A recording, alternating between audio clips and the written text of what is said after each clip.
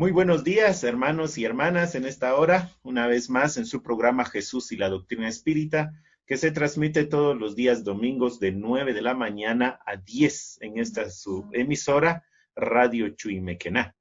Pues el día de hoy, imaginémonos ya cómo avanza el tiempo. Estamos ya en este domingo 23 de agosto. Es increíble cómo avanza el tiempo. Y pues una vez más estamos abriendo estos canales de comunicación para que podamos establecer vínculos de paz y amor. El día de hoy tenemos una sorpresa muy importante para todos y cada uno de ustedes, hermanos. Estamos acá con nuestro hermano José Vaquero y él pues está conectado desde Colombia, el país de Colombia, y vamos a darle primero un espacio para que se nos presente, diga de qué región de Colombia es, a qué escuela o centro espírita asiste y darnos esos pormenores para después entrar de lleno al tema de hoy. Bienvenido, mi querido hermano José, está al aire con nuestros hermanos. Gracias, Joaquín. Gracias a todos nuestros queridos oyentes de la radio. Soy muy afortunado de poder tener la oportunidad de saludarlos y estrecharlos con el alma. Yo soy José Gabriel Vaquero Agudelo. Soy de una ciudad del centro occidente de Colombia, llamada Pereira. Soy el director del Centro de Estudios Espíritas Buena Nueva. Tiene ya 12 años de fundado y estamos trabajando por la doctrina ahora online, ahora con las redes sociales por la pandemia. Muy bien, mi querido hermano, excelente. La ciudad de Pereira, ¿a cuántos kilómetros queda de la capital colombiana? 700 kilómetros. Sí, es increíble la distancia. ¿Y el clima de su ciudad? 22 grados promedio. Qué bueno, mi hermano. Entonces, hemos escuchado ya a nuestro hermano en su presentación. Ahora le vamos a dar el espacio, hermano. Tiene el espacio correspondiente, unos 25 a 30 minutos para que pueda hablarnos de un tema que usted quiera desarrollar con nuestros oyentes, de las cuales vamos a extraer algunas preguntas para fortalecer ese conocimiento espírita en este nuestro programa. Bueno, qué bien que podamos nosotros tener estos espacios y esta oportunidad para esclarecer algunos puntos importantísimos, especialmente de la doctrina que nos une, nos hermana y que nos da tanta alegría compartir. Es muy importante empezar diciendo que lo que nosotros estudiamos hace parte de una revelación, una doble revelación, revelación divina y revelación científica. Pero para hablar del espiritismo como revelación, a nosotros nos toca hacer un recuerdo de las primeras revelaciones, porque no tendría sentido el espiritismo como revelación si no hubiera otras revelaciones que le antecedieron. Entonces nosotros comenzamos a hablar históricamente de la primera revelación, que fue la de Moisés. Moisés, como legislador hebreo, hace posible a través de su mediunidad recibir las tablas de la ley, que todos históricamente conocemos, que las recibió en el monte Sinaí, y que a través de esa revelación Dios da al mundo los primeros conocimientos sobre sus leyes. Entonces, claro, ¿por qué hay una revelación? Primero hay que decir que las revelaciones tienen el objetivo de mostrarse Dios como Padre amoroso, mostrarse a sus hijos, para que a través de esas revelaciones sus hijos le conozcamos, o al menos sepamos en primera instancia cuál es su pensamiento, cuál es su plan para todos nosotros, su plan divino, cuál es la idea de Dios al tenernos en este planeta, en esta casa, en este taller llamado Tierra. ¿Cuáles serían las razones por las cuales estamos aquí o los objetivos por los cuales Dios nos ha creado? Entonces, los 10 mandamientos se constituyen en la primera manifestación del amor de Dios a sus criaturas al darnos la oportunidad de conocerlo a través de sus leyes. Y ya entendemos esa primera revelación, sus problemas iniciales. Acordémonos que antes de Moisés, todas las religiones existentes eran politeístas, es decir, tenían muchos dioses, la creencia en muchos dioses. Cuando llega Moisés y siendo este embajador de Dios, un revelador, un estadista, trae la idea de un solo Dios que podría entonces caber o acomodarse en la conciencia primaria aún de los seres de entonces, porque al fin y al cabo, al tener la idea, el hombre de un solo Dios podría dirigirse solamente a un lugar o a un objetivo, el cual entonces se encaminaría para dirigirse a una sola fuerza, porque antes, claro, habían tantos dioses que para cualquier situación, entonces el hombre tenía que voltear su mirada a pedir, según la necesidad que tuviera, a X Dios, o según la situación que se le presentara a otro Dios, porque cada uno ofrecía particularmente algo diferente. Al llegar Moisés y presentar la idea de un solo Dios, que no fue fácil para Moisés acentuar esa idea en ese pueblo primitivo, que duró mucho tiempo. Acordémonos que el pueblo hebreo era esclavo de los egipcios, ¿no? La historia nos narra esa parte. El pueblo hebreo era esclavo de los egipcios por muchos años, tantos años que ese pueblo tomó las ideas, las experiencias, los conocimientos, las costumbres de los egipcios. Los egipcios eran politeístas. Entonces, cuando llegó Moisés a liberar a su pueblo, al pueblo hebreo, del imperio de ellos, tenía que desarraigar esas ideas fijas en tantos dioses, en ideas absurdas, en cosas que se alejaban de la bondad de Dios, de la misericordia de Dios, y que eso hacía un pueblo bastante bárbaro y cruel. Por eso es que más adelante Moisés establece leyes equitativas de justicia para poder hacerle ver a ese pueblo que había que vivir o convivir con leyes justas y equitativas que no existían desde luego para ellos como esclavos. Ahí es donde establece él, claro, después de liberar ese pueblo del yugo de los egipcios, establece leyes organizadas por él, creadas por él, como es las leyes de el ojo por ojo y el diente por diente. Esas leyes severas que se tenían que establecer porque cuando se liberó el pueblo de los egipcios que se fueron al desierto buscando la tierra prometida, que de luego nunca la encontraron, y vamos a ver más adelante por qué. Ese pueblo nómada, cruel, con vicios y costumbres raras, cometían muchos crímenes, cometían mucha violencia.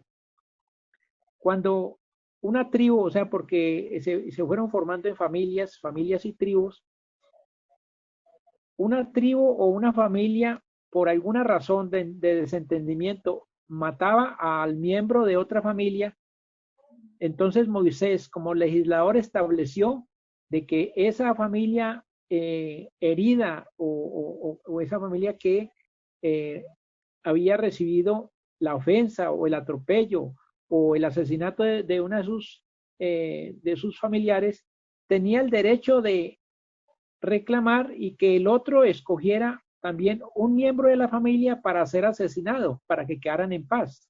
Era la ley establecida por Moisés del ojo por ojo y el diente por diente. Y era leyes severas, pero era la forma de contener el ímpetu, el espíritu guerrero, y que de luego, como no existía ni la misericordia, no existía el perdón, no existía la blandura de corazón, entonces esos seres eran bastante violentos.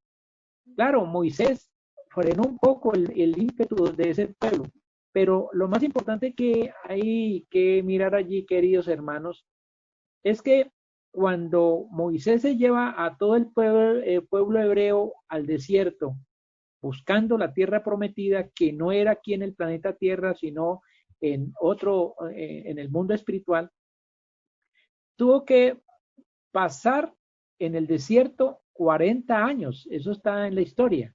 ¿Por qué podríamos decir qué le pasó a Moisés que con su capacidad mediúnica, con todos sus poderes que tenía, no encontró la tierra prometida? No, no es que no la haya encontrado. El propósito de Moisés, que estaba guiado por su espíritu protector, él tenía que dejar ese pueblo, que estaba conformado por 40,000 personas, dejarlo en el desierto todo ese tiempo. ¿Con qué objetivo? Que a través de ese tiempo se fueran amoldando a las nuevas leyes. ¿A cuáles nuevas leyes? Primero a la ley de Moisés, que eran severas, eran leyes leyes humanas, porque Moisés era un ser humano. Pero igualmente con las otras leyes que él recibió en el monte Sinaí, que eran los 10 mandamientos. Entonces, a partir de esa experiencia de todas estas personas, vivir las leyes de Moisés y las leyes de Dios, se fueron amoldando para frenar ese ímpetu de guerra, de desentendimiento, de intolerancia. Y así pudo formar un nuevo pueblo, con un nuevo carácter más afable, más comprensivo, que pudiera entonces emprender ya el camino a esa tierra prometida, que era la del espíritu noble, la del espíritu pacífico, la del espíritu de trabajo y de ayuda al otro. Esa era la tierra prometida, y eso lo logró Moisés, afortunadamente. Claro, vamos a ver un poquito atrás porque entonces las revelaciones. Resulta que Dios, al amarnos tanto, necesita periódicamente enviar mensajeros, no solamente al planeta Tierra, porque eso se da en todas partes, porque todos los planetas son escuelas. Nuestra Tierra es una escuela bendita donde nosotros nos matriculamos para hacer un curso intensivo, y el mejor maestro de nosotros ha sido el dolor en toda la historia. Entonces, Dios envía sus mensajeros para revelar su ley. Cuando ya esa ley ha acentuado en sus corazones rebeldes, en sus mentes, en todo su ser, y ha transformado ese pueblo, entonces pasa un periodo de crecimiento, de desarrollo de la ciencia, la tecnología, de todas las áreas del conocimiento. Pero resulta que en el camino las personas a veces se desvían, los espíritus en crecimiento, en la mayoría rebeldes, nos desviamos de esos principios, de esas bases, de esas propuestas, y ahí es donde Dios, con su amor por sus criaturas, envía otro consolador.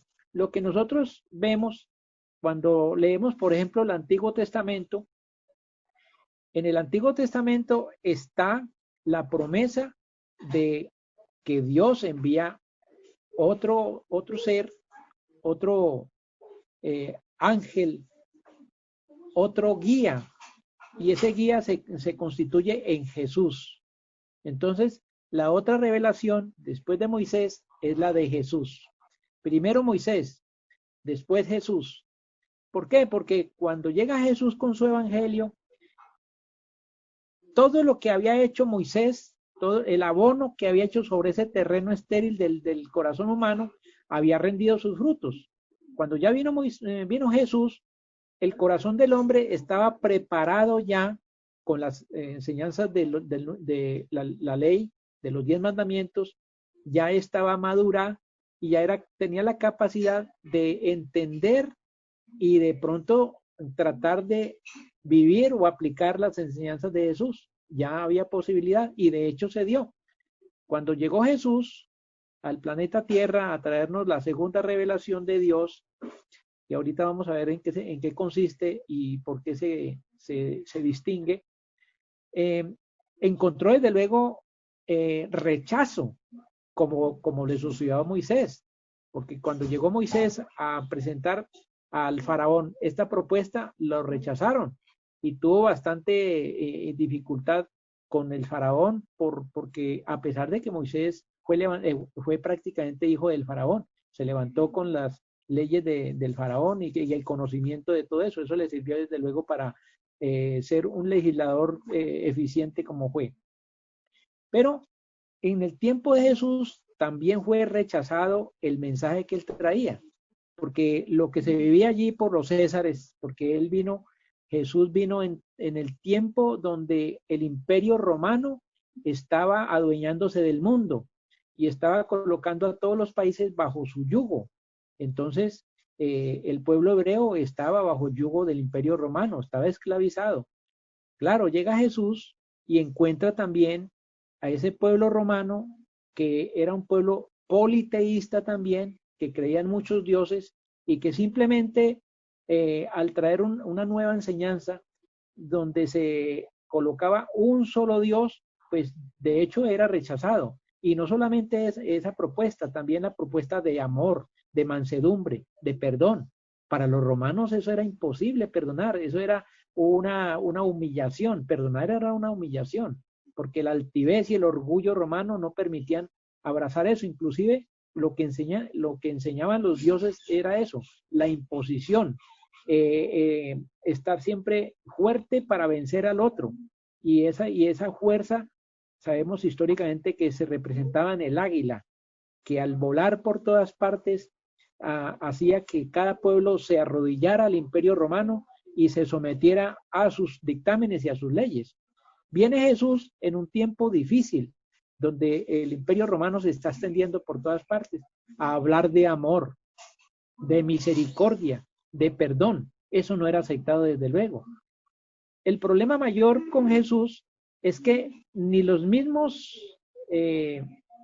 ni ese mismo pueblo judío, porque después de que llegó Moisés, ya se fundó la religión judía, ya ahí empezaron los judíos a través de la enseñanza de Moisés, ya eran los judíos.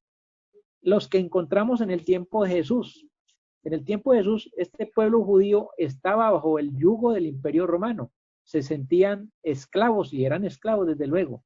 Entonces, como ellos leían la ley, y en la ley estaba la promesa de que Dios enviaría un guerrero que los iba a liberar del imperio romano, un ser fuerte que los liberara. Pero resulta que cuando fueron conociendo las enseñanzas de Jesús, ellos no lo admitieron como el enviado de Dios, porque esperaban era un guerrero, no esperaban un pacificador como era Jesús, y por eso lo rechazaron, por eso no lo admitieron. Unos pocos lo siguieron porque les curaba sus enfermedades, porque les arreglaba sus problemas de momento, pero de corazón realmente no lo seguían de verdad, porque nos damos cuenta cuando en el momento en que sube al Gólgota, los voceríos lo gritaban, era con ofensas, eran con improperios, no era como para gritar por defenderlo, porque en ese momento de que estaba frente a Pilatos y frente al Sanedrín, la muchedumbre le dio la espalda y prefirieron a Barrabás quedar libre y que Jesús fuera el crucificado o el sentenciado. Ese pueblo igualmente no entendió el mensaje de Jesús. Sin embargo, el mismo Jesús en su evangelio entendemos que el mensaje de la buena nueva no era para un tiempo, no era temporal, era atemporal, era para todos los tiempos. Y vemos hoy, desde luego, que apenas estamos comenzando a entender el mensaje de Jesús porque ya tenemos más madurez. Sin embargo, Jesús ruega al Padre porque ve al pueblo afligido, sin consuelo, perturbado, y él se tiene que ir. Y eso se lo manifiesta a sus discípulos cada que se reúnen. Inclusive la más expresiva y la que más conocemos fue en la última cena, donde él les dice que ya llega la hora de partir al Padre y que los va a dejar solos. Sin embargo, él les promete, le dice, no os dejaré huérfanos. Yo rogaré al Padre para que os envíe un consolador. Esa es la promesa de Jesús en el Evangelio. Entonces, nosotros tomamos ahora, en los tiempos modernos, seriamente esa promesa en la que nos traen los espíritus a través de Kardec.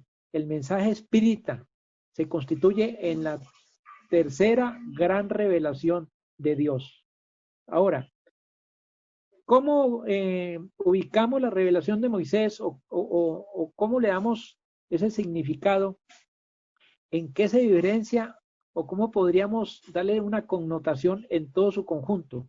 Pues vemos que Moisés trata de hacer justicia, de imponer con la justicia, y desde luego todas las leyes de Dios que están en la tabla son pura justicia, porque Dios es justicia y el amor de Dios es justo. Entonces, la primera revelación se constituye como la ley de la justicia, que el hombre no conocía, que el hombre no podía practicar, porque desde luego al no conocerla no podía practicarla. En tanto que la ley, o en tanto que la revelación de Jesús, la segunda gran revelación, sí es fácil identificarla. ¿Por qué se caracteriza? Entonces vemos que el Evangelio es amor, el Evangelio es perdón, el Evangelio es misericordia, el Evangelio es la expresión más sublime del amor de Dios a sus criaturas. Entonces podemos decir que la gran segunda revelación es el amor a las criaturas de Dios, y que nosotros igualmente ya tenemos el entendimiento, la capacidad para decir, amar es un sentimiento divino que nos corresponde ahora cultivar basándonos en esos principios y en esas enseñanzas para practicarlo con todo el género humano. Ahora, ¿en qué se caracterizaría o en qué se constituye la gran tercera revelación? La revelación de los espíritus, que no es revelación de los hombres, revelación de los espíritus, claro. Kardec coloca en la Génesis, en su libro, que la revelación se dio en dos formas, porque la ciencia ha encontrado indicios del principio de las cosas, y a través de sus investigaciones y sus conclusiones ha revelado unos principios. Claro, la ciencia es de Dios también, pero es trabajo del hombre. Entonces, Kardec coloca al espiritismo como una doble revelación, revelación científica y revelación divina. Ahora, ¿en qué se constituye esa revelación? ¿Cómo la podríamos identificar o caracterizar? La revelación del deber. En toda la codificación y en todas las enseñanzas de los espíritus, vemos que nosotros tenemos deberes fundamentales, deberes prioritarios, deberes que no deben se olvidarse, porque constituyen la base de nuestro progreso y constituyen desde luego la base de nuestra felicidad. Aquel ser que cumple con su deber tiene tranquila la conciencia. Aquella persona que es justa, amorosa y que cumple con todos sus deberes sería el hombre de bien que los espíritus nos hablan en el Evangelio según el espiritismo, el hombre de bien que tiene esas características. Justo, ¿por qué? Porque cuando él tiene una interrelación, así sea con pareja o con el patrono, con los amigos, con la misma familia, él actúa con justicia. A cada cual le da lo que le merece, lo que le corresponde, lo que es. Entonces ya aprendió a ser justo. Pero esa justicia se necesita también tener otra fuerza importante, porque hay personas que son justas pero no son amorosas, y la justicia la aplican con rudeza, con dureza, con aspereza. Entonces a esa justicia le agregamos el amor, para que entonces pueda así aplicarse una justicia amorosa. Desde luego, eso viene del Padre, viene de Dios a través de sus hijos y a través de Jesús. Entonces encontramos que la justicia debe aplicarse con amor, pero es un deber de comprender la necesidad del otro. Mire, por ejemplo, hoy en día, cómo se ha dado el progreso en ese sentido, hermanos. Cuando condenan a alguien que se le comprobó que cometió un delito, él tiene quien lo defienda, tiene un juez de garantías que le defienda sus derechos, a pesar de que se le condenó y confesó que fue un criminal.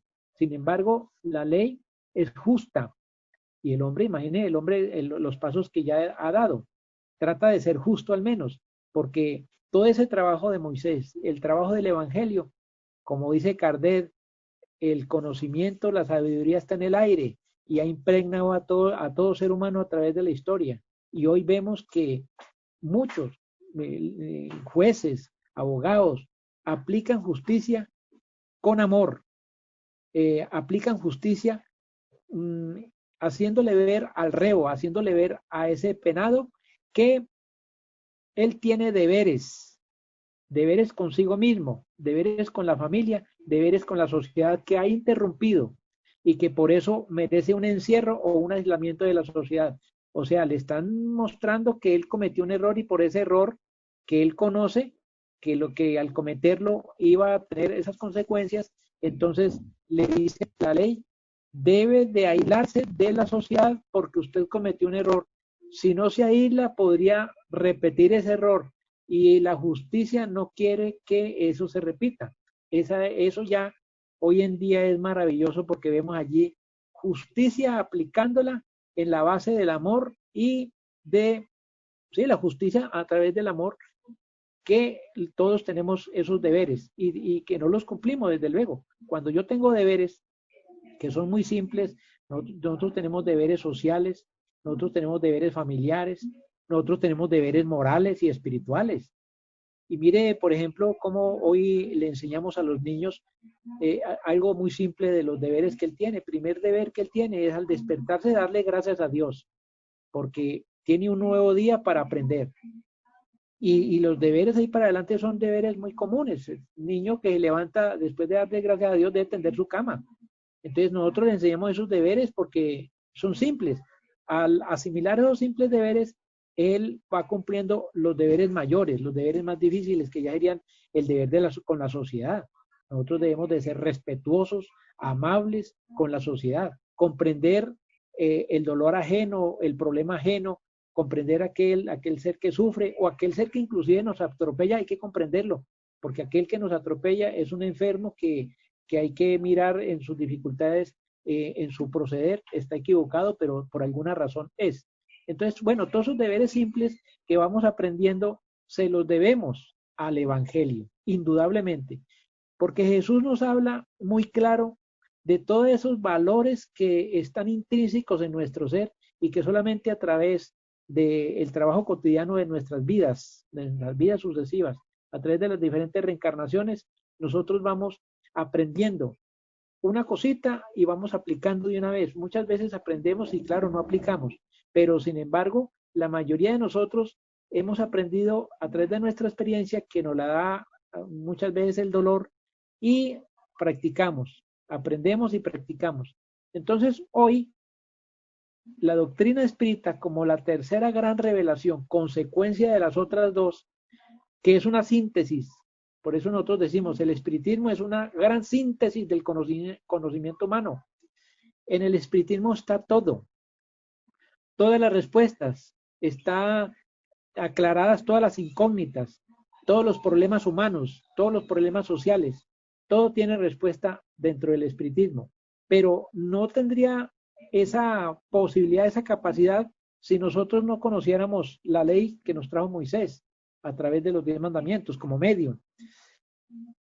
No podríamos comprender hoy todo esto que pasa en la sociedad si nosotros no hubiéramos asimilado algo del Evangelio que nos posibilita tener un corazón más afable, más blando, más comprensivo. Y claro, tampoco podríamos hoy asimilar los conocimientos de la doctrina espírita porque nos haría falta ese principio de Jesús o todos esos principios de Jesús, porque son muchos.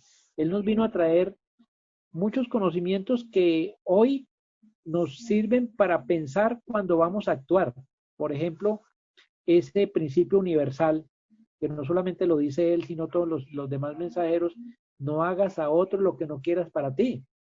Hoy en día se aplica el 100%, porque cuando nosotros vamos a dar un paso, pensamos si ese paso va a perjudicar a alguien. Y si lo va a perjudicar, entonces nosotros pensamos, no puedo hacerle a otro lo que no quiero que me hagan a mí. Entonces, eso es importantísimo, pensar en que en ese sentido ya estamos madurando. Y esos principios, todos los que están en el Evangelio, nos han posibilitado entonces prepararnos. ¿Para qué? ¿Para qué prepararnos? Para una nueva era. ¿Habrá una cuarta revelación? Seguramente que sí, pero esa revelación ya no será ni tendrá las características de las anteriores, a pesar de que todas las tres que hemos mencionado fueron revelaciones muy diferentes. La primera revelación se dio a través de un libro de piedra, que es lo que nos dice la historia. Mediúnicamente recibió Moisés las tablas de la ley y fueron escritas con fuego en una piedra. Bueno, un libro de piedra, los 10 mandamientos. Una revelación por una persona, Moisés. La segunda revelación también se caracterizó por ser revelación de una sola persona en Jesús. Ahora la tercera revelación se caracteriza porque es de una persona, pero en múltiples manifestaciones. Una persona que nosotros, o que Kardec le llamó el espíritu de verdad, pero que se manifiesta en todas partes, en multiplicidad de voces y multiplicidad de manifestaciones. Entonces, ahora, ¿habrá una cuarta revelación? No nos interesa mucho eso, porque nosotros sí aseguramos, de acuerdo a lo que nos dicen los espíritus, es que estamos nosotros ahora en una transición que se debe dar de acuerdo igualmente a las leyes de Dios y a las revelaciones que nos ha hecho. Porque en todas las tres revelaciones desde Moisés hemos aprendido de que la escuela tierra, como los otros orbes en el universo, se desarrollan por etapas. Entonces decimos, nosotros los espiritistas aseguramos, la vida es una sola, pero que se vive o se realiza en varias etapas. Entonces, yo vengo a la tierra ahora, en esa misma línea de vida, reencarné, paso mi experiencia, desencarno, pero sigo en la misma vida, porque la vida es permanente, la vida es una manifestación de Dios que no se acaba. La que sí se acaba de pronto es la vida fisiológica, que como es material, entonces tiene que acabarse. Bueno, esa transición planetaria la estamos viviendo hace tiempo y se caracteriza por todas las dificultades sociales, por todos los problemas humanos, por todo aquello que nos sucede, y ahora podemos decir que esta pandemia hace parte de ese instrumento que nos posibilitará de esa transición planetaria. Y esa transición planetaria no es otra sino de cambio de vibración, que se caracteriza algo muy sencillo. Antes hemos tenido un planeta de expiación y pruebas, todavía estamos en él, pero vamos hacia un mundo de regeneración. ¿Gracias a qué? Gracias a que las enseñanzas de Moisés, las enseñanzas de Jesús y las enseñanzas ahora de los espíritus nos habilitan para cambiar de vibración, porque todo es cuestión de vibración.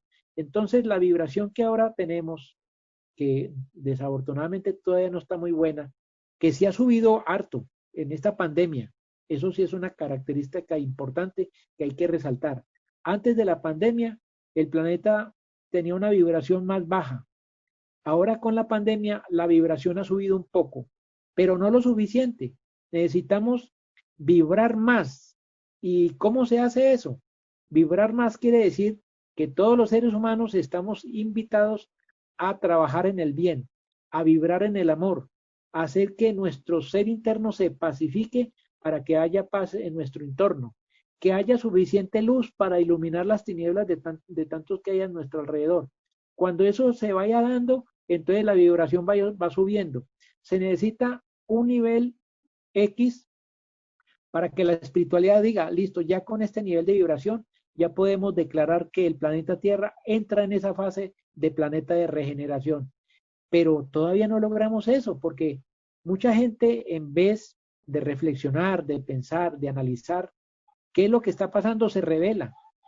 Muchas personas, en vez de cambiar su forma de vida, en vez de pacificarse, en vez de analizar y meditar sobre su vida, sobre su destino, se rebela contra las leyes de Dios, toma otros rumbos equivocados y muchos inclusive se suicidan a razón de esta incógnita que tenemos, porque la verdad es que hay muchas personas que no saben qué es lo que está pasando, que no saben qué es lo que realmente está sucediendo, y muchos inclusive creen que con la pandemia llegó el fin del mundo y que esto es un castigo de Dios. En fin, tantas conjeturas, pero sabemos que a través de los espíritus recibimos la información de que esto es simplemente una circunstancia normal y pasajera de la cual nosotros tenemos que pasar, porque es necesario que nosotros tomemos conciencia de nuestro papel como seres inteligentes y ayudemos al planeta Tierra, que somos nosotros, porque no es el planeta que va a subir de vibración,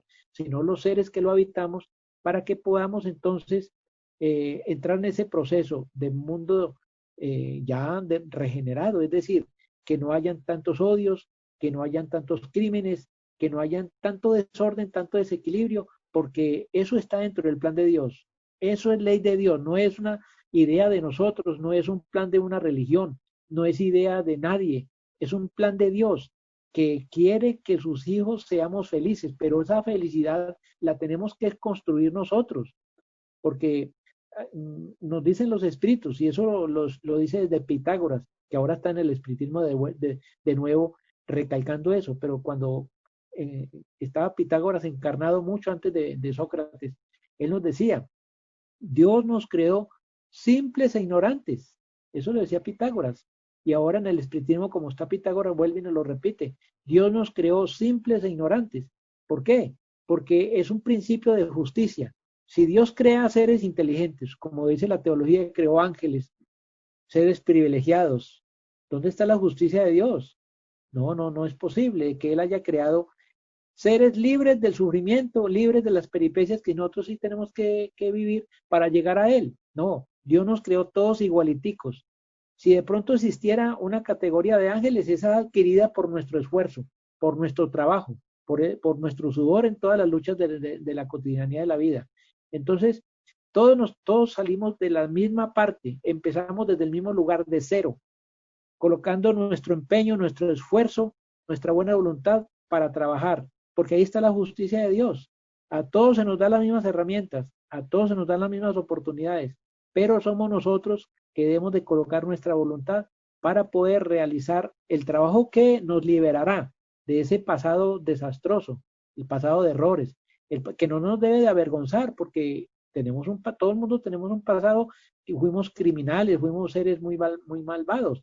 Gracias a todo ese proceso de Moisés y de Jesús y ahora del espiritismo, ya nosotros no tenemos la posibilidad de matar a alguien o inclusive de golpear a alguien o de dañar a alguien, ¿no? Ya aprendimos con Jesús que aquello que hagamos a los otros no lo estamos haciendo a nosotros mismos. O sea que nosotros somos los perjudicados cuando tratamos mal a alguien o cuando lo golpeamos o cuando lo ofendemos. Nosotros somos los más perjudicados. Y ya ahora comprendemos entonces con Jesús y con Kardec que de nosotros depende encontrar la verdadera felicidad, que de nosotros depende encontrar realmente el camino que conduce a esos anhelos de liberarnos de la miseria humana. De nosotros depende, no de nadie. Ahora, volvemos a la pandemia.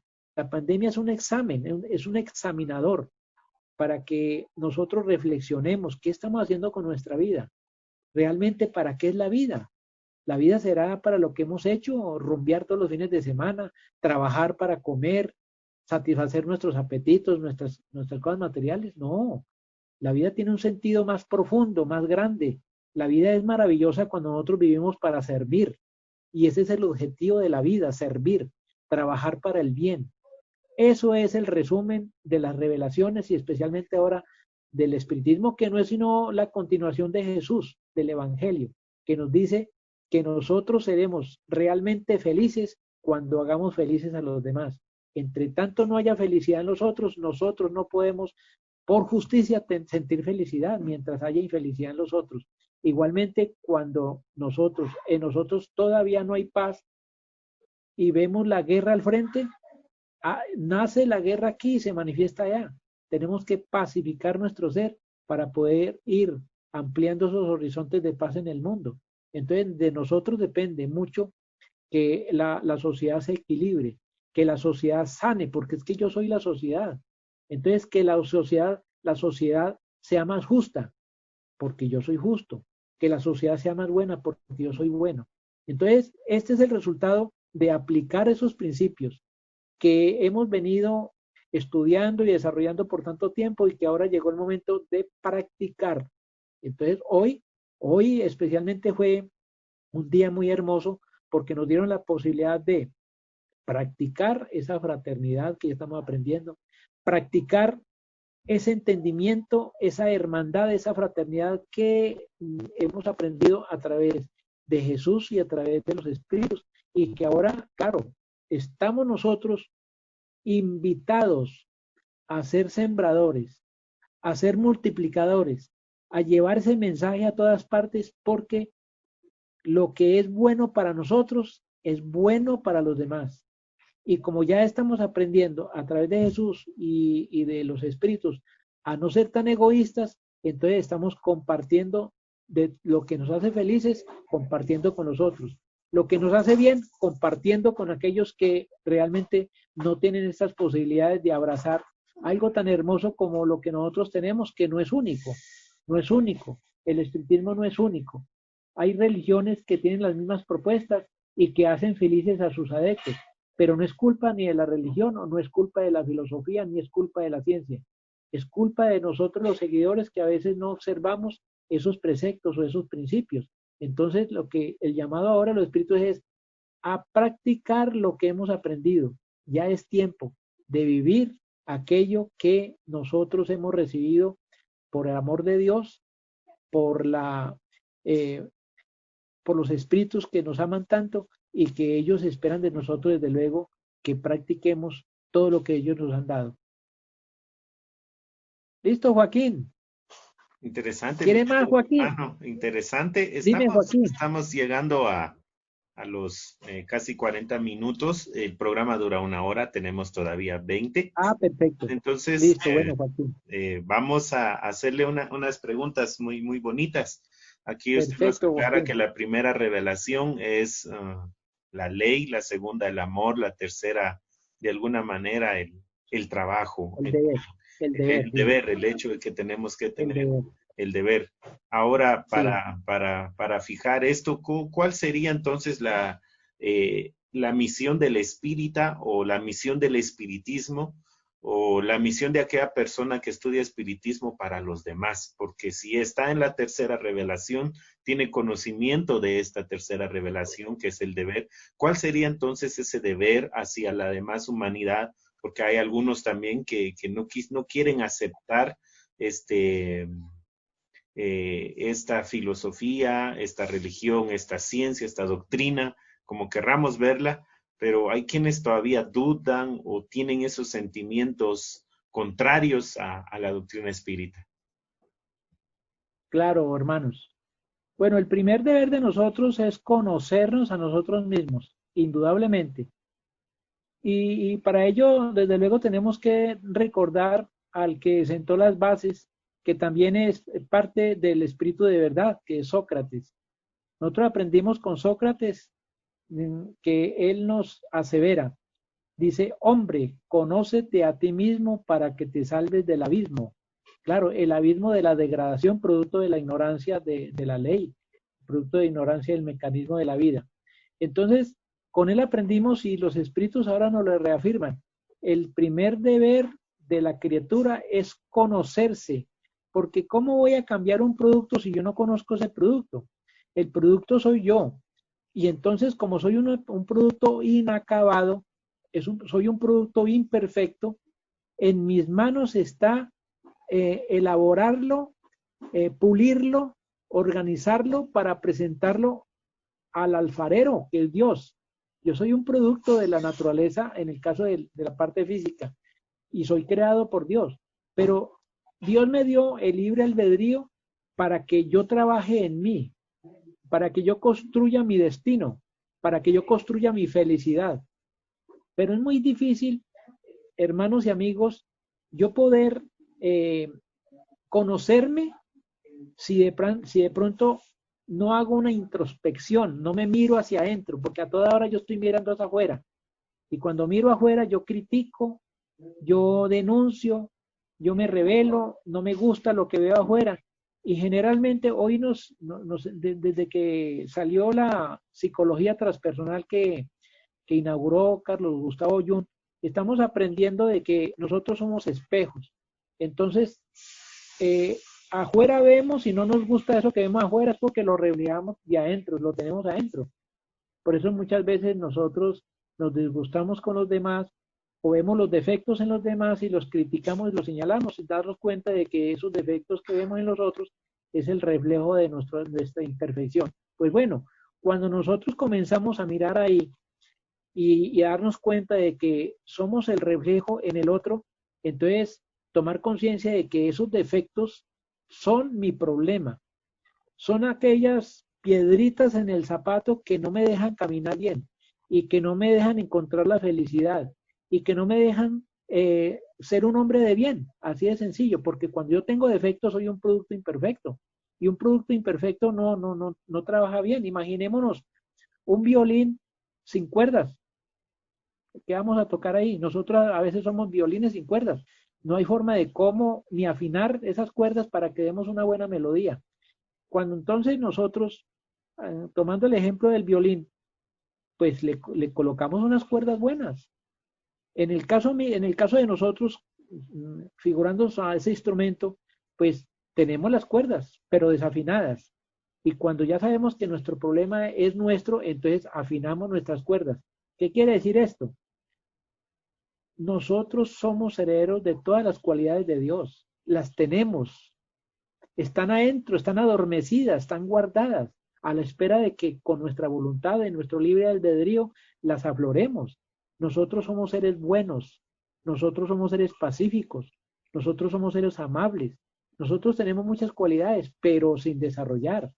Y si no nos conocemos, ¿cómo vamos a desarrollar un producto que no conocemos? Entonces, desenvolver ese producto, es decir, abrir nuestro corazón, nuestra alma, preguntarnos cada mañana frente a un espejo físico, mirarnos bien y de pronto mirarnos más profundamente, sincerarnos y decirnos, no, soy egoísta porque es que me cuesta mucho dar, soy envidioso porque las cosas que no tengo yo quisiera tenerlas. En fin, tenemos tantos defectos, pero hay que sincerarnos y darnos cuenta de que somos así y no es malo ser así. Lo malo es seguir siendo eso. Entonces, a partir de ese conocimiento, de esa mirada interna, nosotros nos vamos a identificar como seres inacabados, seres imperfectos, y entonces comenzar un trabajo, que para eso está el Evangelio según el Espiritismo, que es el manual que nos ayuda a la reforma íntima, a ser cada día mejores, a cada día dar un pasito en el progreso moral, porque si nos analizamos en ese espejo cada mañana, nos damos cuenta de que somos inmorales, o inclusive tenemos doble moral, porque en la casa nos presentamos de una forma y en la calle o en la sociedad, en el trabajo, nos presentamos de otra, tenemos una doble moral. Eso no es así, nosotros tenemos que ser una sola pieza, pero para ello hay que... Bien, hermano, interesante la respuesta. Vemos acá que la misión de uno es conocernos a nosotros mismos. Ahora, ¿qué podríamos nosotros transmitirle a nuestros hermanos que no tienen todavía el conocimiento espírita? Podemos dividirlo en tres. Hay algunos que saben, pero no quieren saber más. Algunos tienen nociones, pero que ahí se quedaron. Y otros que saben, pero que por cuestiones sociales, religiosas, simple y sencillamente quieren negar todo. ¿Cuál sería el trabajo que nosotros o no es el deber de nosotros que tenemos el conocimiento hacia estos hermanos?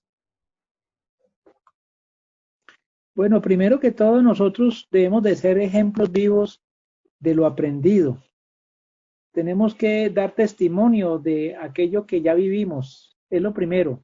Y ese testimonio es la comprensión. Nosotros tenemos que ser comprensivos con todas aquellas personas, porque los mismos espíritus, y Juana de Ángelis nos lo recalca mucho, tenemos diferentes niveles de comprensión, de diferentes niveles de entendimiento, diferentes niveles de cultura, de personalidad.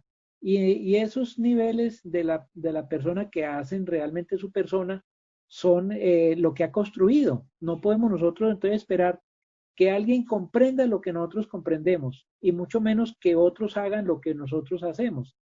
Hay que darle tiempo al tiempo, pero cuando se da la oportunidad de hablarles a esas personas a través, por ejemplo, de la invitación a un curso, de la invitación a una charla, pues es hablarles a sus sentimientos. De pronto no hablarles tanto a su intelecto, hablarles a su corazón. Y al corazón de las personas se llega con cariño, con afecto, con palabras amorosas, palabras de respeto. Es decir, nosotros aquí cuando recibimos alumnos nuevos para los cursos, nosotros les decimos, el que esté yendo a su iglesia, no deje de ir a su iglesia, siga yendo a su iglesia, porque eso es importante para usted. Lo que nosotros estamos es reforzando su conocimiento. Le estamos dando aquello que de pronto su iglesia no le da, pero que es importante para esa persona, al menos por ahora, que eso no se lo vamos a decir, al menos por ahora es importante que esa persona siga con sus creencias, siga con sus costumbres sanas, desde luego, porque al paso de nuestra compañía, de nuestra amistad, del intercambio que tengamos de ideas, va comprendiendo la persona que es necesario optar por una vida sana, una vida diferente que es la que nosotros vivimos. Hermanos, si nosotros observamos a cualquier ser humano, vemos que esa persona pasa de conflicto en conflicto, de desequilibrio en desequilibrio, de tropiezo en tras tropiezo. Ahí es donde está la diferencia, hermanos. Nosotros cada vez con nuestro conocimiento y con la vivencia tropezamos menos, nos equivocamos menos y de ahí que nos enfermamos menos, tenemos cada día menos problemas. O podemos decir que tenemos problemas, pero lo sabemos resolver con otra visión o con la visión que nos da la espiritualidad. Gracias, Sí, hermano. Alberto. Excelente. Podemos también nosotros en este momento hacerle otra pregunta. ¿Qué, Claro. qué, qué, qué, qué mensaje le daría a usted a un hermano en medio de esta pandemia que está viviendo el mundo? ¿Cuál sería la mayor lección que nosotros estamos experimentando en este momento? Usted ya lo decía antes, que estamos ahora en una mejor vibración. Entonces, ¿hacia dónde le debemos de apuntar como humanidad? Importante conocer primero si la persona a la que nos vamos a referir tiene miedo, tiene temores, tiene angustias en ese sentido por las circunstancias, qué va a pasar, qué está pasando, tanta noticia, tanta cosa, enferma. Entonces, lo que hay que decirle a esa persona, si lo que le tienes temor es a la muerte, pues hay que informarle de que para uno no temerle a la muerte, hay que amar la vida. Y claro, eso es una palabra también de Carlos Gustavo Jung que me gusta mucho, pero es porque realmente yo la he experimentado. Si uno ama la vida, ¿cómo es que se ama la vida? La vida se ama cuando se vive intensamente en el servicio, cuando uno siempre cada día se levanta con alegría, dando gracias a Dios por un nuevo día, por las oportunidades del trabajo, por la salud, inclusive darle gracias a Dios cuando tenemos dificultades, tenemos enfermedades o tenemos cualquier percance, inclusive económico, porque nosotros no podemos estarle dando gracias a Dios por las cosas lindas y buenas que nos pasan, ¿no? Un hijo grato, un ser agradecido, da gracias a Dios y a la vida por todo lo que pase, negativo o positivo. Ahora, si nosotros le decimos a esas personas, amigos, familiares o conocidos, que la vida es la oportunidad más hermosa que nosotros tenemos para realizarnos como personas en todo sentido, porque a partir de que nosotros comencemos un trabajo de reforma íntima, se abren nuevos caminos, nuevas perspectivas, se abren ventanas de luz para uno ver las cosas desde otro lado. Entonces, yo le digo a esas personas, ¿será que estás viendo solamente por un lado? ¿Por qué no miramos de diferentes partes? La vida tiene muchos ángulos. Tal vez tú tienes ese temor, esas dudas, esas angustias o esas circunstancias, es porque estás viendo la vida y sus problemas desde tu ángulo. ¿Por qué no lo miramos desde otros ángulos? ¿Cuáles son otros ángulos?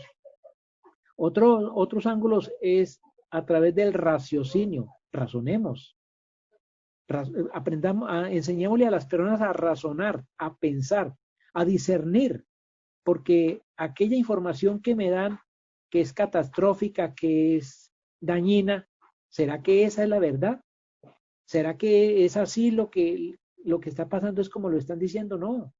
realmente la persona tiene que es mirar en otras direcciones y eso es lo que nosotros le vamos a aconsejar a la persona. A la persona nunca se le debe decir, no, usted cambie su religión, usted esas ideas equivocadas que tiene, eso no, nadie está equivocado. Cada cual está viviendo una experiencia, pero qué bueno invitar a las personas a vivir otras experiencias, otras. No estamos diciendo propiamente que la mía, no, porque cada persona vive su propia experiencia, pero digamos que la invitamos a ser más positivo, a ser más abierto para que otras ideas lleguen, porque muchas personas cuando se encierran en su temor, en la angustia de lo que está pasando con la pandemia, entonces se cierran, colocan como una barrera donde no permite que otra claridad llegue para que alimente su alma, sino que entonces se llena de temor, de angustia y su interior se vuelve un caos. Ahí entonces va a empezar a generarse desequilibrios emocionales y perturbaciones que van a desencadenar en una enfermedad, en algún problema orgánico.